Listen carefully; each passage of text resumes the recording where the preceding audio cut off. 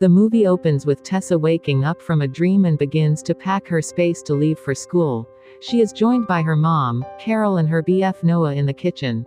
Her mom is rattling off things that she imagines that Tessa will require while Tessa advises her that she is going to college and not survival camp. Noah says he can get up there and drop anything off if she forgets anything. In the next scene they are passing through different city until they get to her new college. Carol, Noah, and Tessa clear their path through the jam-packed dorm lobby searching for her new room, B-22. They open the dorm's door and are met by loud music and two young ladies sitting on the bed. Tessa acquaints herself with her new flatmate Steph, who is vaping. Steph introduces Tessa with her GF Tristan. Steph says something about being uncertain about having a freshman roommate, however she says it ought to be cool, she'll be her sole guide. Tristan says that they can get Tessa into the very best places even without a fake ID. Carol leaves the room upset and requests that they request a room change since the room smelled of weed. Tessa advises her that she is capable and it won't be an issue. She expresses farewell to both Noah and her mother. Tessa gets back to her room, where Tristan is no more there. Steph and Tessa talk about Tessa's mother freaking out, and how Noah is Tessa's BF, not her sibling, as Steph thought, and Tessa's fairly huge book collection. Steph leaves, and Tessa unloads. She is shown later in bed messaging with Noah about beginning her first day the following morning. Tessa leaves her dorm promptly in the first part of the day, and make a beeline for her first class across campus. She meets Landon beyond a locked study hall. They are the first to show up. A teacher stops by in no time and opens the classroom. They babble about their majors and being first-year students. Sometime thereafter Tessa washes up in the dorms and realizes that her garments fell on the ground and are wet. She gets back to her room in her towel and opens the wardrobe. She sees a boy sitting on Steph's bed in the storeroom mirror and whips around frightened. She lets him know she thinks he is in wrong room. The boy tells he is in fact in right room as he barely breaks his fixation from the book he is reading. She then asks him how he got in, and he holds up a bunch of keys. She requests that he leave so she can get dressed, and he tells her not to compliment herself. He is not looking at her. Steph goes into the room and plunks down on the bed with him. Tessa requests that Steph have her BF leave the room, to which Steph answers that he isn't her BF and asks the boy what he had been expressing to her to make her think that. The boy says he has been minding his business. Steph tells Tessa she is going out with them that evening, but Tessa appears to be hesitant. The boy comments about her not being party type. Tessa chooses not to go. They both get up to leave and he hands the book he was reading back to Tessa. He says that The Incomparable Gatsby is a brilliant book, and he would rather not ruin it for her, however it was everyone's dream. Tessa corrects him and says that in fact, it was all a lie. The boy grins at her and leaves the room. In next scene Tessa is at a campus cafe reading. A threesome of individuals walks in and one of them is a rude boy from her dorm. They request their beverages and Tessa visually connects with the boy, and he somewhat grins. They momentarily gaze at one another, and he turns and leaves with his friends. Tessa is studying at library when she is interfered with by Steph, who tells her that they are going for a party that evening. Steph assists Tessa with selecting her party outfit and chooses a maroon dress. They advance into the fraternity party, and Steph gets together with Tristan in the kitchen, kissing her. This seems to stun Tessa. They head into the front room where a group of friends lays on the love seat. It is the threesome from the cafe. Steph acquaints Tessa with her friends. There is Zed, Jace the local, Molly, and Hardin. Molly and Hardin are laying with one another on the sofa and contacting and kissing one another. Jace offers Tessa a beverage, which she at first declines, but drink after Molly ridicules her. Molly recommends that they play a round of truth or dare. Tessa says that is a children game, yet Molly makes sense of not the way that they play. Jace asks Tessa truth or dare, to which she picks truth. Molly asks her where the most insane spot she at any point engaged in sexual relations was. Tessa is recognizably uncomfortable and requests to pass, and Molly gets on it. She inquires as to whether she is a virgin. Tessa would rather not reply, so she requests a challenge. Jace challenges Tessa to make out with Hardin. Hardin gradually gets up from the lounge chair and strolls over to her. Molly begins shooting the experience on her telephone. The two of them stand up and following a couple of moments of them investigating each other's eyes. Tessa declares she's finished playing the game and strolls off.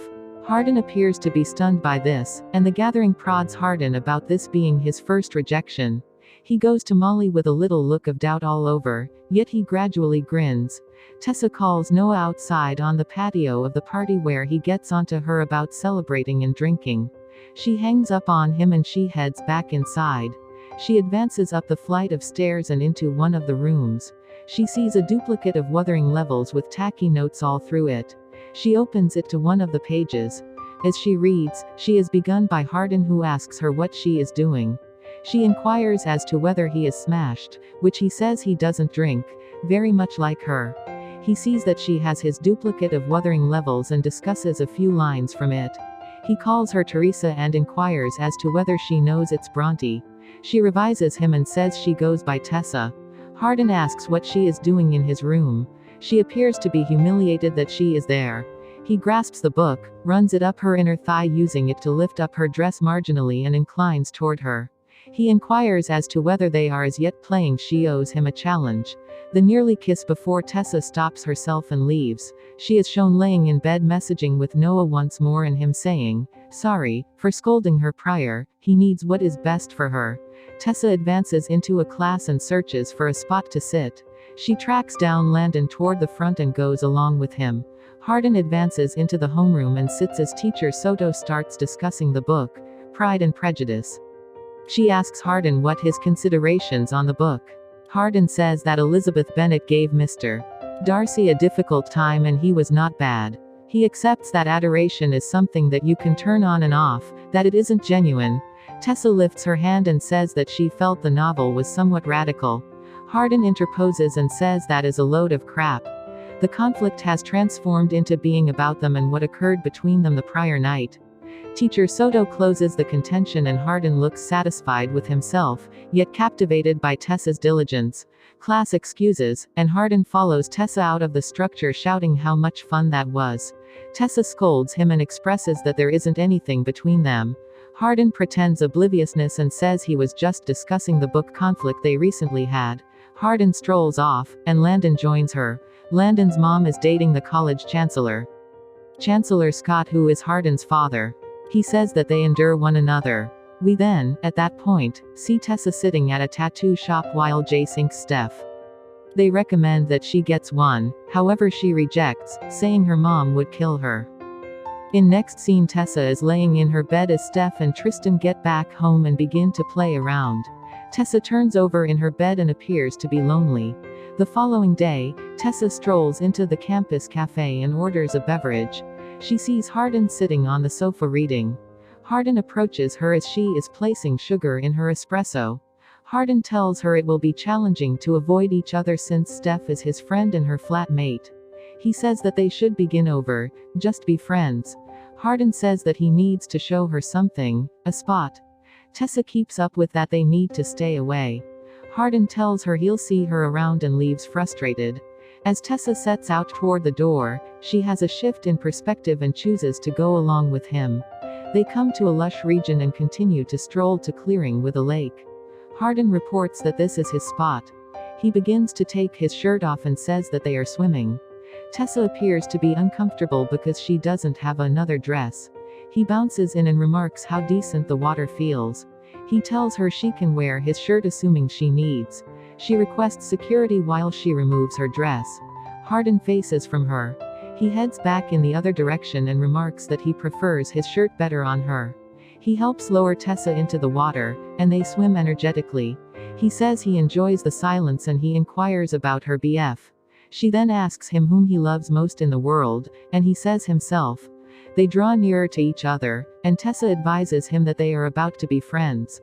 Hardin says he doesn't figure they must be friends. They kiss one another. They escape the lake, and he hands her back her dress and pivots so she can put it on. As she is going to redress, she gradually contacts her hand back to contact his. He turns and starts running his hands all over her arm and chest while breathing into her ear. He lifts her shirt up to focus on her stomach and puts his fingers her underwear waistline. He can see she is anxious.